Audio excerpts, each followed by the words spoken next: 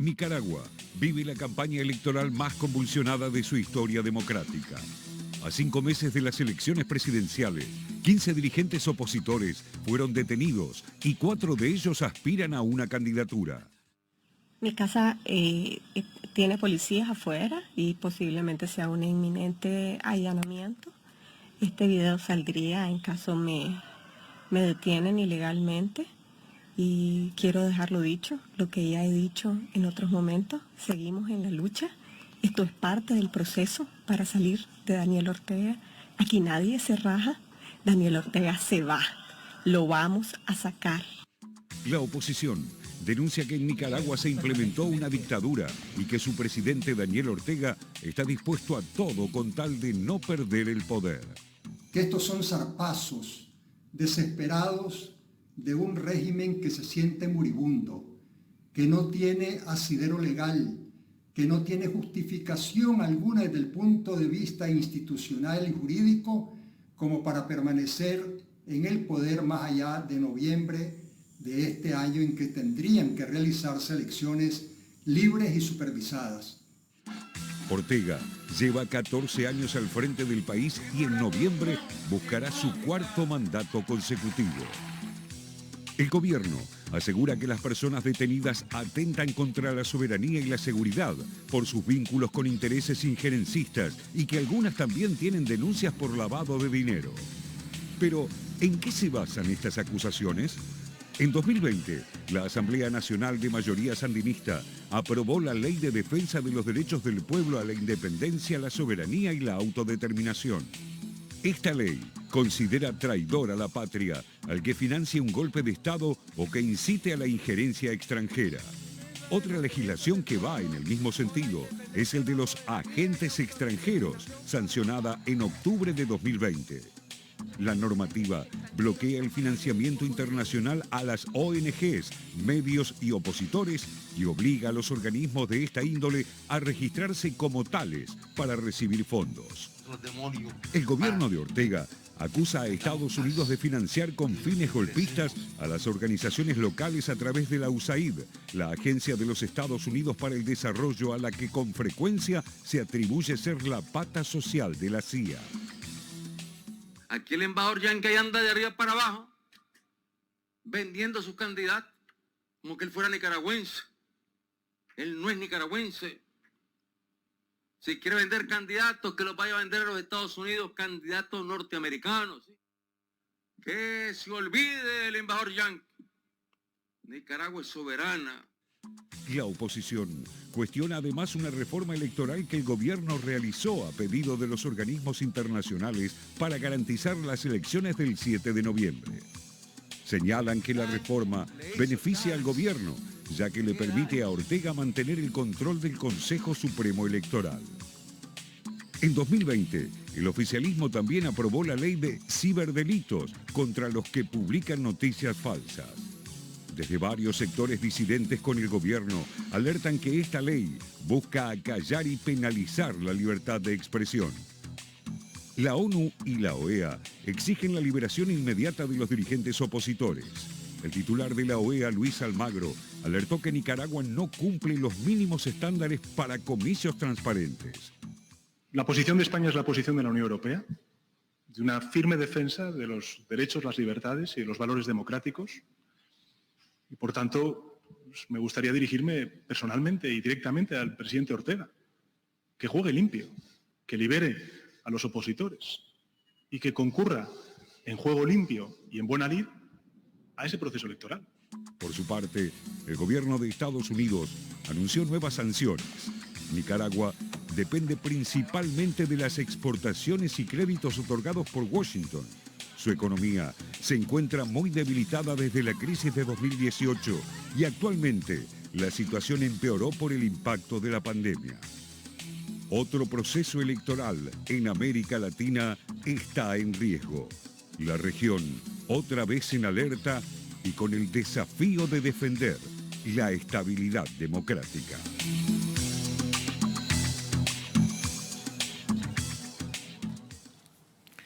Hacia fines de 2020, la Asamblea Nacional de Nicaragua votó 2 leyes, una para castigar la incitación a la intervención extranjera y otra, una ley de agentes extranjeros que también regula las donaciones que puedan hacer entidades extranjeras en partidos políticos o instituciones de Nicaragua. A partir de esto se inició una serie de investigaciones, persecuciones que afectaron a políticos y a empresarios de Nicaragua. Esto tiene que ver con la histórica injerencia de Estados Unidos en la política de Nicaragua y las resoluciones que está tomando el gobierno de Daniel Ortega para perseguir eso, que él ya marca que hay antecedentes en 2018 con respecto a esas intervenciones y las persecuciones que hoy se están planteando. Si uno analiza las causas de la detención, aparece esto que mencionaba Rulo con el tema del lavado de dinero, la acusación de lavado de dinero, pero otra de las causas es el tema de traición a la patria, y eso está referido también a una ley que sancionaron también, junto con esa ley que mencionaba Rulo, hacia fines del año pasado, que justamente menciona esta posibilidad de, digamos, el injerencismo o de, hay una serie de, digamos, lo cataloga bien, pero que entra, para mí desde mi punto de vista, es un gran paraguas donde engloba varias de las causas y con eso avanzan contra los líderes también de la oposición. Vamos a ver cuáles de estos precandidatos presidenciales fueron detenidos en las últimas 2 semanas. Está Cristiana Chamorro, esa es la candidata que mide mejor en intención de voto. Digamos que es la hija de la expresidenta Violeta Barrio de Chamorro, además la fundación Violeta Barrio de Chamorro es la que está investigada por lavado de dinero en esa causa, es donde se la está investigando o denunciando a Cristiana Chamorro. Una mujer que venía del ámbito del periodismo, no estaba haciendo campaña política, pero que en el último tiempo se acercó también a la candidatura presidencial por Nicaragua y que viene, como dice Rulo, de una familia importante de peso político en ese país. Félix Maradiaga, del bloque Unidad Nacional, Arturo Cruz, de la Alianza Ciudadanos por la Libertad, también fue ex embajador en Estados Unidos. Atención con este dato porque fue ex embajador durante el periodo de Daniel Ortega, así que es un dato a tener en cuenta. Lo detuvieron en el aeropuerto cuando llegaba de Estados Unidos. Y Juan Sebastián Chamorro, que es sobrino también de la expresidenta, que se presenta por Alianza Cívica. Tanto Madariaga como Cruz tuvieron declaraciones públicas reclamando la intervención de Estados Unidos o la condena de Estados Unidos al gobierno de Daniel Ortega. Justamente esto es lo que se toma, en lo que mencionabas, Ayelen, el tema de la denuncia de traición a la patria. Sí. Por el tema de pedir la injerencia de Estados Unidos en la política de Nicaragua, ¿no? Sí, y acá, bueno, hay otra serie también de candidatos. Hablamos de Violeta Granera, del partido Unidad Nacional Azul y Blanco. Esto también es un partido que estamos viendo esas precandidaturas para la interna partidaria, y también Daisy Dávila Rivas, del partido también Unidad Nacional Azul y Blanco. Interna partidarias que deberían derivar en la presentación de los candidatos. Recién el proceso se está iniciando, todavía no hay candidatos oficiales para las elecciones del 7 de noviembre. Esto arranca el 28 de julio, la apertura de las designaciones. Por eso hablamos de precandidaturas, ¿no? Vamos a la siguiente.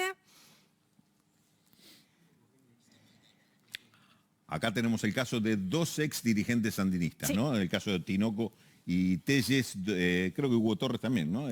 Claro, bueno, ex guerrillero, son quienes han participado inclusive de lo que fue la resistencia contra Somoza, la conquista del Frente Sandinista en el año 79, hoy muy distanciados no solo de Ortega, sino del sandinismo. Estas fueron las últimas detenciones. Fijémonos que todos responden al mismo partido político, UNAMOS, que, como decía Rulo, es una escisión que se dio a mediados de la década del 90 del sandinismo. Faltaría acá mencionar el tema de la iniciación de investigaciones sobre una serie de empresarios y banqueros, sí, que no han sido detenidos, pero sí se inhibió la transferencia de fondos, se le levantó el secreto bancario y demás, porque también están sospechados de desvíos de recursos y blanqueo de fondos y lavado.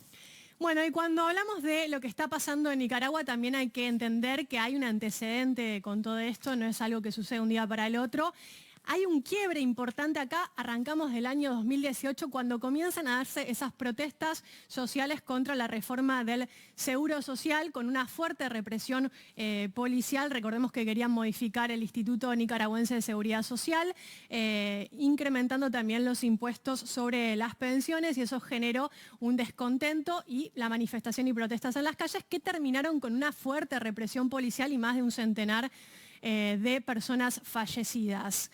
Acá se mezclan dos cuestiones que suele suceder cuando se da este tipo de protestas.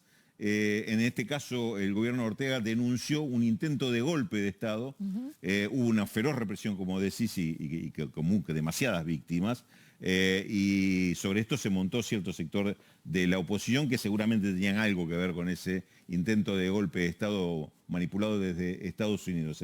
Entonces ahí se mezcla lo que es quizás seguramente protestas legítimas y una fuerte represión con quienes que quisieron aprovechar la situación para tratar de desgastar al gobierno de Ortega, ¿no? Sí, situación que es esto del 2018 que se refleja o se proyecta sobre la situación actual. Sí, el problema pasa con la oposición, digo, cómo se expresa la oposición, digo, qué capacidad de manifestación y de protesta tiene en un sistema también como este. Digo, en septiembre Ortega, acá lo vemos, declara ilegales las protestas y amenaza con prisión a los organizadores. Las marchas continúan, vamos al siguiente, siguiendo esta línea cronológica.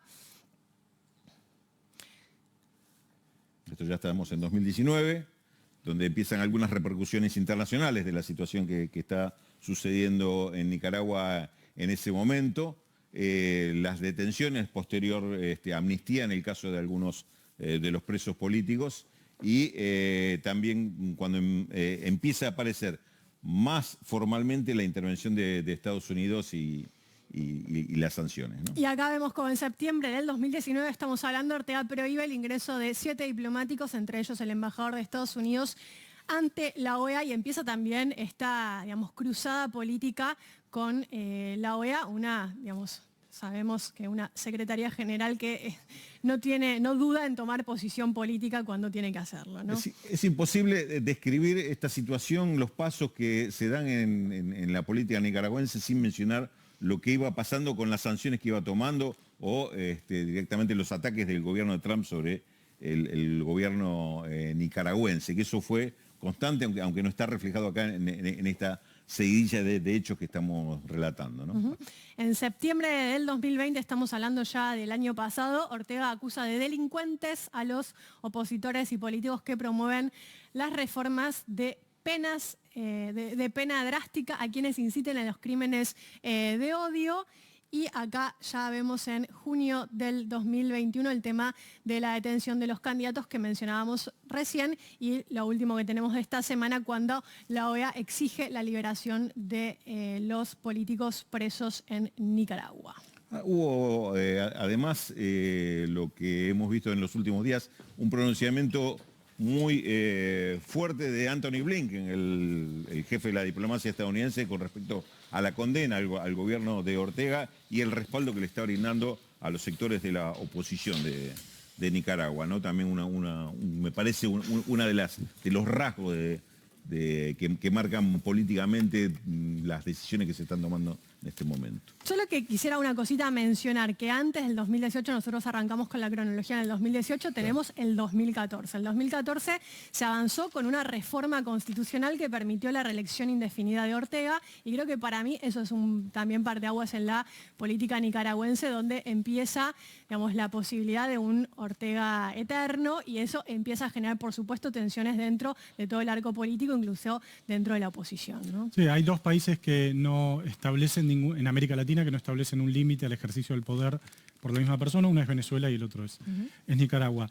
Creo que algo de lo que subyace a la cronología y a lo que planteaba Rulo recién es si la manera de entender, o la mejor manera de entender lo que está pasando en Nicaragua es desde afuera hacia adentro, desde adentro hacia afuera. Es decir, es Estados Unidos y la injerencia de Estados Unidos la que activa esto en Nicaragua, o es una situación de crisis política interna que después genera una reacción de Estados Unidos. Desde mi punto de vista, la mejor manera es empezar por lo de adentro. Yo tengo la impresión de que hubo en los últimos años, sobre todo a partir de lo que marcaba Allende del 2014, pero sobre todo a partir de 2018, una deriva autoritaria del gobierno de Ortega, la detención de 14 dirigentes opositores, entre ellos 4 candidatos a presidente, los 4 que tenían más chances de disputar la elección, bajo algo que uno critica mucho, que son los tipos penales abiertos. Traición a la patria, puedes meter cualquier cosa. Injerencia de Estados Unidos, puedes meter cualquier cosa. En Argentina le decimos lawfare a eso, ¿no? Cuando se persigue a una persona sin que haya una causa judicial fuerte atrás. Entonces, en algunos casos podrá haber lavado de dinero, etcétera, pero da la casualidad que los únicos que hacen o que cometen este tipo de crímenes en Nicaragua son los dirigentes opositores. Me parece que ahí hay un punto. Y que esté presa Dora María Telles, sí, que acompañó a Ortega y a otros comandantes de la Revolución Sandinista en la famosa toma del Palacio Nacional, ¿se acuerdan, no? Hay una crónica famosa de García Márquez, que Dora María Telles sea lavadora de dinero, a mí, o Sergio Ramírez, me cuesta pensarlo. Me parece que ahí hay un punto que es, yo lo veo más como una deriva autoritaria de un gobierno al que quizás le está costando la posibilidad de ganar las elecciones, teme la posibilidad de perder las elecciones y establece esta serie de medidas y decisiones. Hay sanciones de Estados Unidos, por supuesto. Ahora, hay vigente, Rulo, también, digo Rulo porque lo conversamos antes, sí, porque hay vigente también un tratado de libre comercio entre Nicaragua y Estados Unidos. No está bloqueada Nicaragua como está Cuba. Para mí es muy diferente la situación de Cuba y de Nicaragua, muy diferente. Sí, de todas formas, el tema de la injerencia de Estados Unidos, el problema es que José, que el tema de la injerencia de Estados Unidos no es nuevo, no es a partir del gobierno de Daniel Ortega, es una historia de injerencia de Estados Unidos, y estos mecanismos que se denuncian ahora son los mecanismos que ya conocemos, es el tema de la USAID y las distintas formas de intervención, de aporte, de manejo del sector de la oposición, de sembrar conflictos, digamos, no es la primera vez que ocurre en Nicaragua. Si el tema del gobierno de Daniel Ortega, que en muchos aspectos es muy complicado de defender, ni uno entraría a encontrar demasiados elementos para defender el gobierno de Ortega y Rosa Murillo en particular, sí el proceso sandinista, y ver cómo esto se va. Por un lado, como decís vos, tiene una deriva autoritaria, sin ninguna duda. Pero también es cierto que la presión de Estados Unidos cada vez más fuerte y hay una oposición muy poco representativa, de un caso muy similar a lo que ocurre en Venezuela. De acuerdo, sí. Agregaría algo. Los Guaidó nicaragüenses sobran, sí, porque por un lado dicen tener apoyo importante como para ganar las elecciones, las encuestas de ellos mismos no lo demuestran, y por otro lado dicen que se está armando un fraude. Si se está armando un fraude, ¿para qué detendrían a los opositores? Igual no vamos a saber porque no se van a poder presentar porque están presos, digamos, aparentemente. Bueno, sí, quizás los liberen. Bueno, tal vez los liberan. Digamos, y hay otros candidatos opositores, pues son 17 partidos, sí, de los estos cuales eran 4... las más conocidas, ¿no? Sí, seguramente en el caso de la hija de Chamorro no cabe ninguna duda, pero me parece que yo por eso creo que la cuestión no pasa por ahí. Yo sí creo que el análisis debe arrancar por esa relación de Estados Unidos y esa injerencia de Estados Unidos, sí, y quiénes operan en función de eso. Un último punto, sí, para terminar la caracterización que me parece importante, perdón, Ayelén, del gobierno de Ortega, que es que ha hecho una reforma neoliberal fuerte. De hecho, las manifestaciones del 2018 surgieron con una reforma del sistema de pensiones, sí, ¿no? Se hizo amigo de los empresarios, gobernó con los empresarios Ortega todo este tiempo, y un giro... Tenés que leer los elogios del Banco Mundial, el gobierno de Ortega, por los cambios que realizó. Y un giro ultraconservador en materia de valores, etcétera. Es el país más restrictivo en términos de aborto de América Latina, Nicaragua, por la alianza Ortega con el cardenal Obando, que era el cardenal que lideró la contra Nicaragua. Entonces, a mí, desde ese punto de vista, la situación en Nicaragua, desde mi punto de vista, es diáfana. Yo no le veo mayores. A mí el tema de la injerencia de Estados Unidos siempre me parece un juego ahí, un elemento para el análisis complicado, porque hemos visto como ese elemento en otros países y en otras realidades políticas juega distinto. Lo vemos también, que podemos decir que opera también en Bolivia, y el resultado político y económico y todo lo que estamos viendo fue distinto. Pongámoslo como un elemento que juega, pero ¿qué pasa cuando empieza a justificar esta, desde mi punto de vista, también deriva autoritaria que estamos viendo en el gobierno de Nicaragua? Y por otro lado, hablaba con gente en Nicaragua que yo le decía, bueno, ¿por qué la detención? ¿Qué es lo que buscan? Que no compitan electoralmente, sacarlos de la carrera electoral. Y una de las hipótesis también es esta de que funcionen como moneda de cambio, ¿no? Moneda de cambio para negociaciones, que por otro lado se corra el eje de la discusión y que estemos hablando hoy de esto y no de las potenciales propuestas o lo que fuera electorales que puedan tener estas candidaturas, y entonces de alguna manera de vuelta el eje de la discusión política a 5 meses de las elecciones lo tenga Ortega y lo controle Ortega en este momento y no esté en manos de los líderes opositores.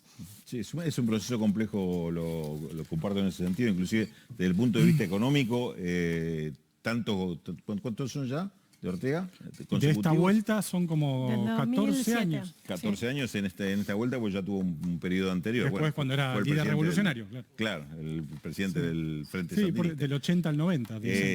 Pero digo, en cuanto a los resultados, tuvo unos muy buenos resultados para sacar gente de la pobreza, resultados nulos en cuanto a cambiar la configuración de la economía. Hubo mucha política nicaragüense social, que sigue siendo absolutamente primarizada y en ese sentido dependiente justamente de los intereses de Estados Unidos, pero pareciera que eligió eso. En ese sentido es contradictorio. Ahora, en términos políticos, es válida la comparación con Bolivia. ¿Por qué Bolivia supera la instancia del golpe respaldado por Estados Unidos? Por la fuerza popular que tuvo el apoyo del sector de Evo y sin Evo inclusive como candidato. Sí, y una pregunta ahí que vos también, digamos, te estás dejando en la puerta, que es el tema de qué organismos, ante qué espacios políticos regionales tenemos para debatir este tipo de cosas, ¿no? Que aparece la OEA como el producto de la erosión de la UNASUR, bueno, Mercosur sería para otras cuestiones, pero digo, producto de la falta de una articulación regional y de organismos propios, estamos discutiendo esto en la OEA que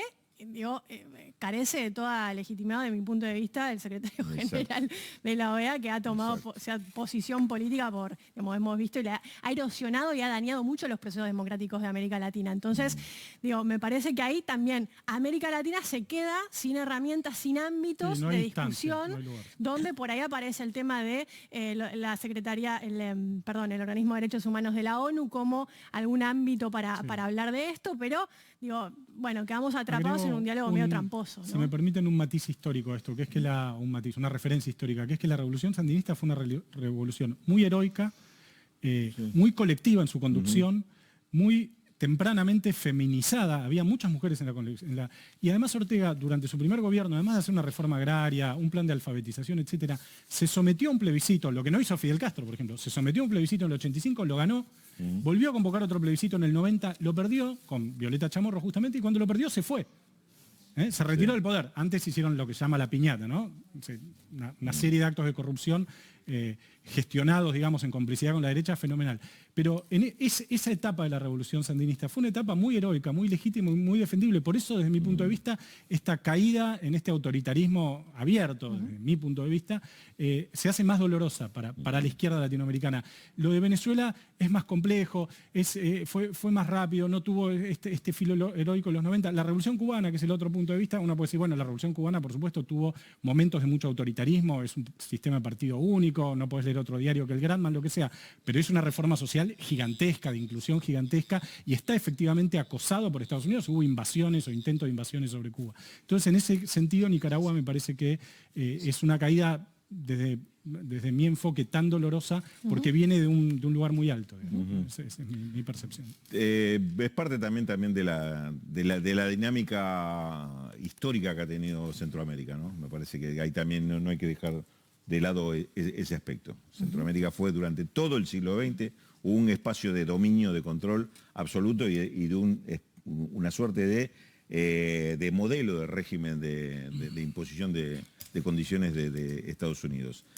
Todo el sandinismo, el sandinismo fue la previa a la situación de Somoza, cuando matan a César Augusto Sandino, quien logra echar a los marines estadounidenses, empieza el proceso Somoza. Quien lo saca a los Somoza es el Frente Sandinista de Liberación Nacional. Me parece que todavía no salimos de esa misma disputa histórica, ¿no?